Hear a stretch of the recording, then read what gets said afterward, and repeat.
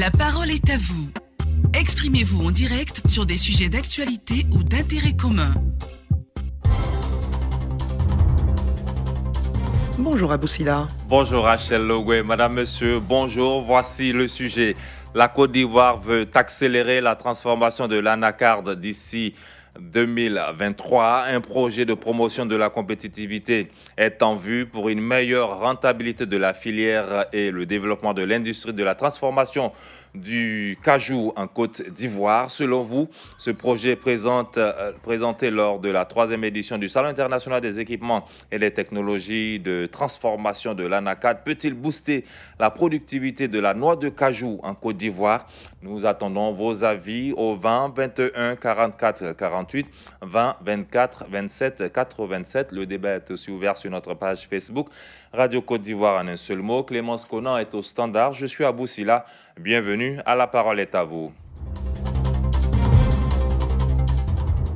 20 21 44 48, 20 24 27 87, les deux numéros appelés pour participer à l'émission ce matin. Et nous ouvrons avec Tano Yao Moïse qui nous appelle de Yaokro, c'est à Tankessé. Tano, bonjour. Bonjour, monsieur Aboussila. Nous vous écoutons sur le sujet. Bon, pour la transformation de l'anacarde sur place, je pense que c'est une très bonne initiative. Cela va nous permettre davantage à faire de très bons produits pour la qualité et cela aussi va créer beaucoup d'emplois à la jeunesse qui traîne actuellement. Alors, je salue vraiment l'initiative du gouvernement afin que notre pays aille de l'avant. Voilà ma contribution. Merci beaucoup, Tano Yao Moïse, qui nous appelait de Yaokro. C'est à Tankessé, 20 21 44 48, 20 24 27 87.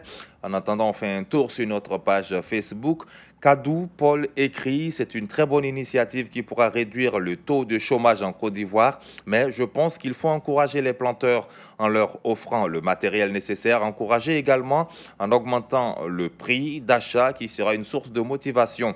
Il faut aussi moderniser la culture de la noix de cajou pour produire en abondance.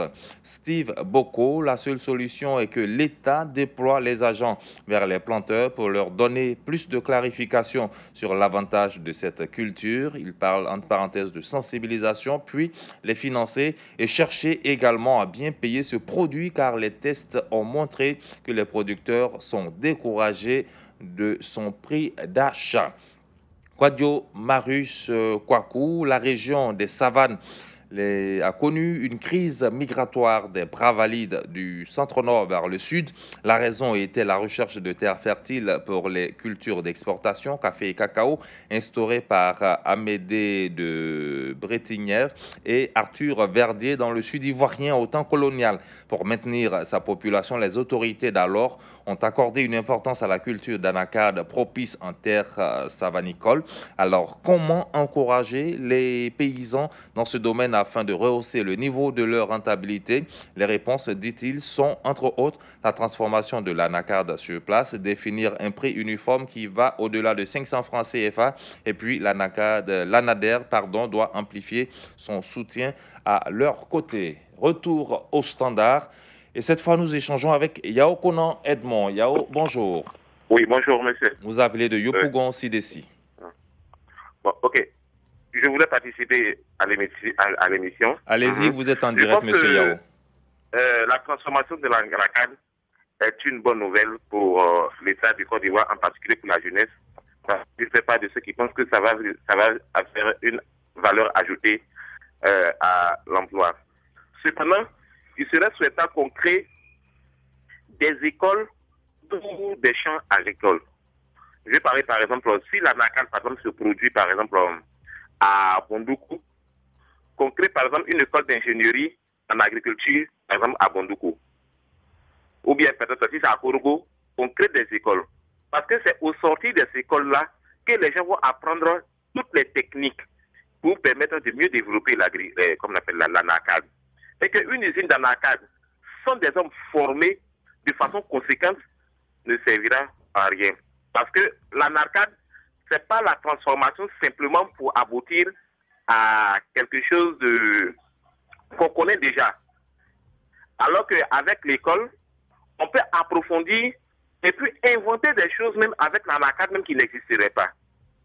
Donc moi, pour ma part, pour ajouter à ce qu'il était en train de faire, c'est de créer des écoles d'ingénierie, des écoles agricoles, pour toutes ces plantations-là, pour permettre aux étudiants, aux élèves, aux futurs des écoles de formation de mieux appréhender la chose. D'accord. Merci beaucoup, monsieur Yao Konan Edmond, qui appelait de Yopougon, qui demande qu'on mette l'accent sur la formation en créant notamment des écoles de proximité. 20 21 44 48, Djambla Yobo. Bonjour. Allô? Allô, oui. Oui, monsieur Djambla, bonjour. Oui, je suis monsieur Djambla Yobo Jean-Marie de Dr. sous projet de Gepawo. On vous écoute. Bien, en ce qui concerne le problème d'Anakat, vous savez, ce problème était arrivé une fois à la culture des choses, comment on appelle, le canne à sucre, où il fallait qu'il y ait assez de jeunes pour qu'ils soient employés dans cette culture. Mais en fin de compte, le prix du sucre a été baissé. Lorsque les choses étaient venues des choses de France, et que les Ivoiriens même ne cultivaient pas, je crois que le sucre, quand nous on achetait, c'était très moins cher. Voilà que maintenant, aujourd'hui, on parle encore des choses en attente. Demain, il s'avérait que, en tout cas, le prix va baisser beaucoup parce que les jeunes qui seront employés, le fait qu'on va les payer par mois, mais cela veut dire que vraiment, ça ne peut pas nous satisfaire sur le prix des choses de consommation. Le prix est à 500 francs actuellement sur le marché, le prix du kilogramme, pour la campagne 2018. Je crois qu'ils ont parlé de 250 francs, non? Contre l'année dernière, en 2017, c'était 440 francs CFA le kilogramme. Donc, il y a eu une hausse de 60 francs CFA. C'est ça. Alors, vraiment, je suis déçu. Quand toutefois on dit que voilà, ça doit être cultivé en Côte d'Ivoire, parce que lorsqu'on emploie nos jeunes, c'est très bien. Mais néanmoins, il faut que le prix aussi soit augmenté pour que les planteurs soient satisfaits totalement. D'accord. Voilà ma participation, voilà. Merci beaucoup, monsieur Djambla Yoboué. On va du côté de Korogo, d'où nous appelle Kwadio Marus. Bonjour, Marus. Bonjour, monsieur. On vous écoute. Ce sujet, je pense que vraiment, l'idée d'abord est bien salutaire, parce que la culture d'Anacad, auparavant, les parents n'avaient pas compris vraiment ce qui était dans cette culture-là. Parce qu'ils quittaient le nord pour aller vers le sud, pour chercher des terres fertiles, c'est-à-dire la culture, du cacao et du café. Et donc, l'État a compris cela, a dit tiens, mais le nord et le centre, on peut développer vraiment cette culture-là. Voilà pourquoi ils ont mis l'accent sur la culture d'Anacad. Mais aujourd'hui, on voit que le prix de l'Anacad n'est plus comme défini dans le temps. Donc, les parents étant découragés, je pense que il faut rehausser le niveau du prix de l'Anacad. Ensuite, former les jeunes. Former les jeunes, ça veut dire créer des écoles d'agriculture dans ces régions-là, c'est-à-dire le centre et le nord, pour que les parents puissent être bien formés et vraiment, une fois qu'ils sont bien formés, ils comprendront comment, comment dirais-je, apporter leurs contributions dans le développement de cette culture-là. Voilà. Donc, Kwadio Marus, 20 21 44 48 20 24 27 87. Elia Evra nous appelle de Tolieso, c'est à Aboisseau. Bonjour Elia. Bonjour monsieur Aboussila. Alors, vous dites que c'est heureux de booster la productivité de la noix de cajou parce qu'il est important et même une source de revenus pour l'économie ivoirienne. Cependant, vous dites qu'il faut que le gouvernement et le ministère de l'Agriculture pensent au prix d'achat et aux producteurs.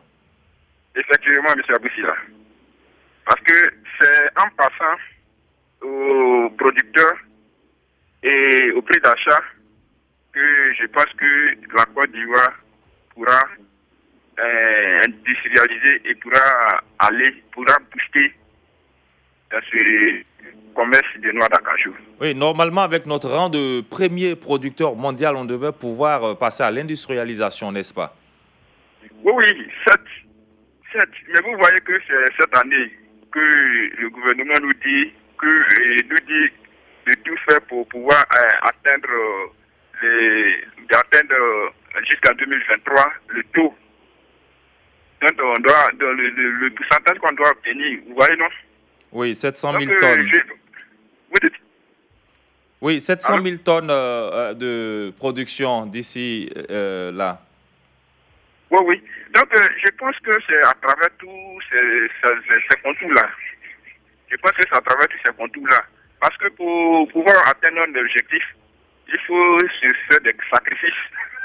Et quand on parle de sacrifices, c'est-à-dire que ceux qui permettent à ce que ceux qui peuvent me permettre d'obtenir mon objectif, ils doivent me donner un coup de main. Et le coup de main, c'est quoi? C'est ce que je suis en train de dire. C'est ce que j'ai posté sur ma page Facebook. C'est-à-dire qu'il faut encourager les producteurs. Il faut fixer un bon prix pour que les producteurs aussi puissent avoir du courage et puissent encore produire plus pour atteindre. Et que encore dans ce secteur, que ce secteur soit pourvoyeur d'emploi encore pour la jeunesse ivoirienne. Parce que nous avons besoin de ça. Ok, mais il faut noter déjà que la production de noix de cajou en Côte d'Ivoire a doublé une fois depuis les 5 dernières années. Hein, c'est passé en 2013 et 2017, par exemple, on avait 380 000 tonnes. De 2013, on s'est retrouvé à 711 000 tonnes l'année dernière. Et puis cette année, on table un peu sur les 750 000 tonnes. Et déjà, la production est en hausse de 20 000 tonnes à la fin. C'était à la fin de mi-mai 2018. Donc déjà, ça veut dire que nous sommes très loin même des objectifs. Pour ne pas dire, nous avons déjà dépassé les objectifs qui étaient fixés pour la production. Oui. Pourquoi j'insiste sur le cas des producteurs? Parce qu'il ne faudrait pas que ça soit le même cas contre les VA. Voyez-vous que les VA, cette année, les VA a été produit et ça a été emporté. Les acheteurs sont venus prendre, mais jusque-là, ça n'a pas été encore transformé. Les producteurs ne sont pas payés jusque-là. Il a fallu une négociation franche avec le gouvernement et même les acheteurs.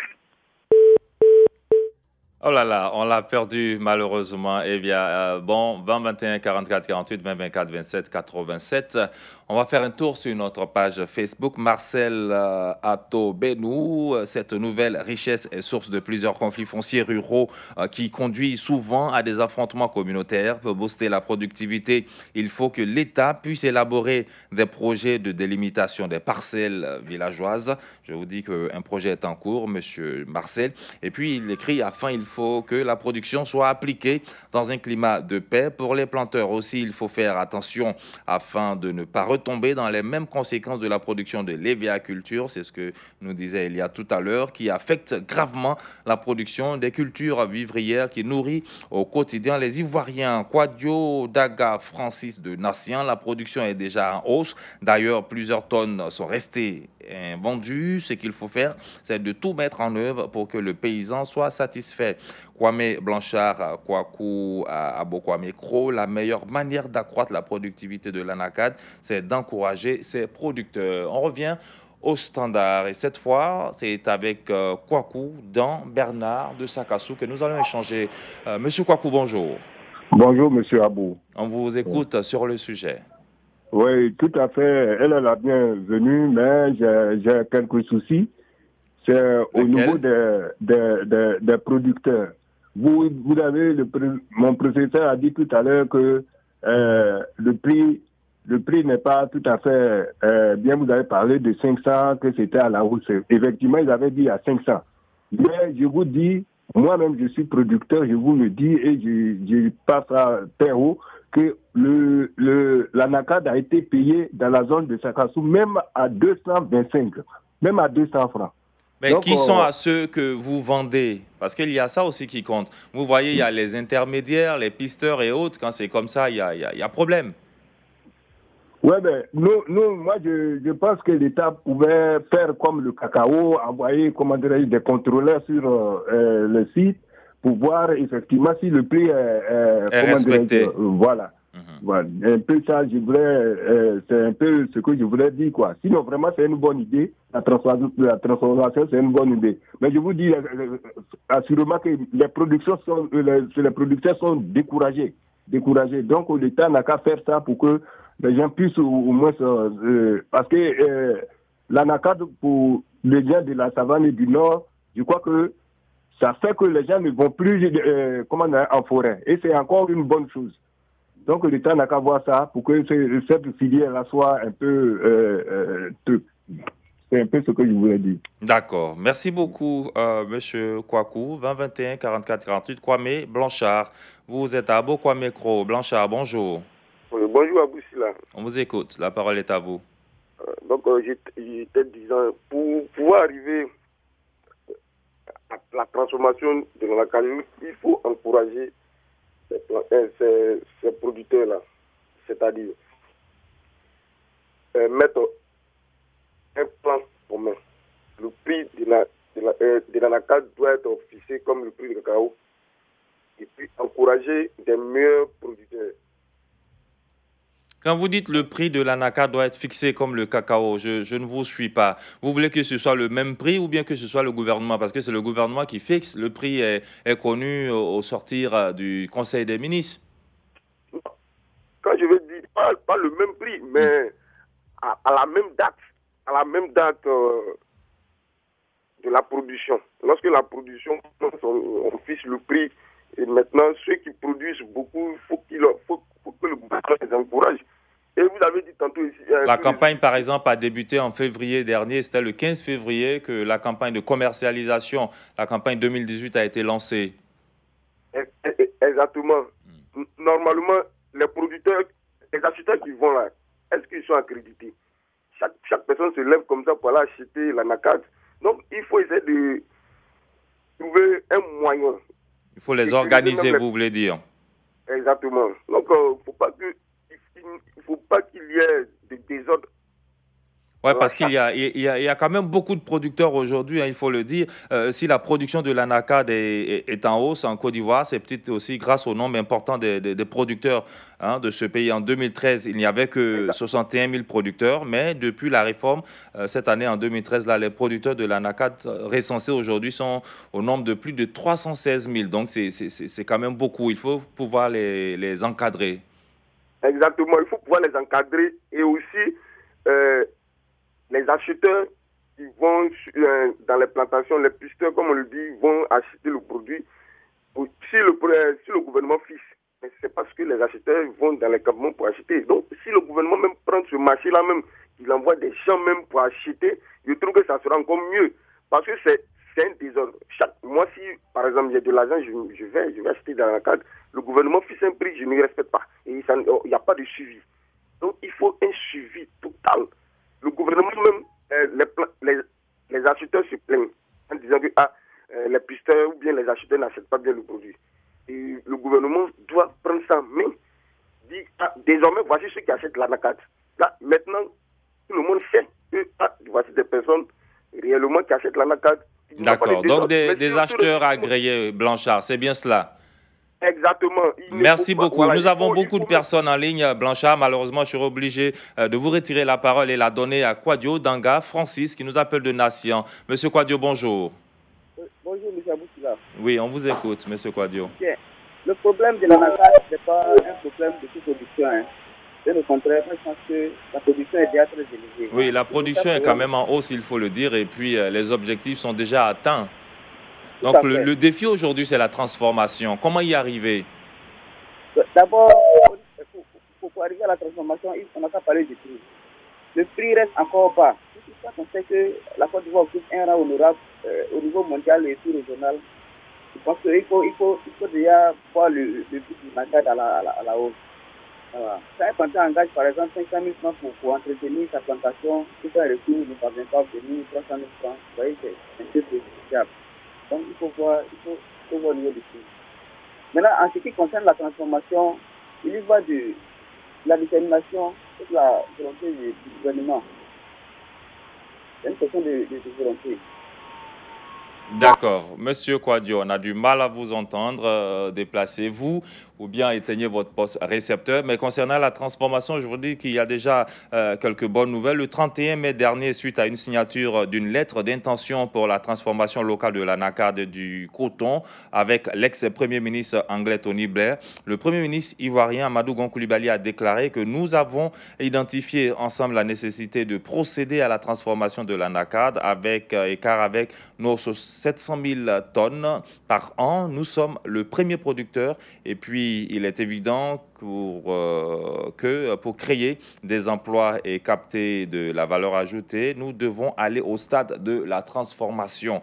C'est ce qu'a dit le Premier ministre Amadou Gon Coulibaly lors de la signature de cette lettre d'intention-là avec le Premier ministre anglais Tony Blair. Donc, les Ivoiriens, les autorités ivoiriennes ont bien compris et si a-t-elle. On va terminer avec vous, Kipré Jean-Claude. Bonjour, Kipré.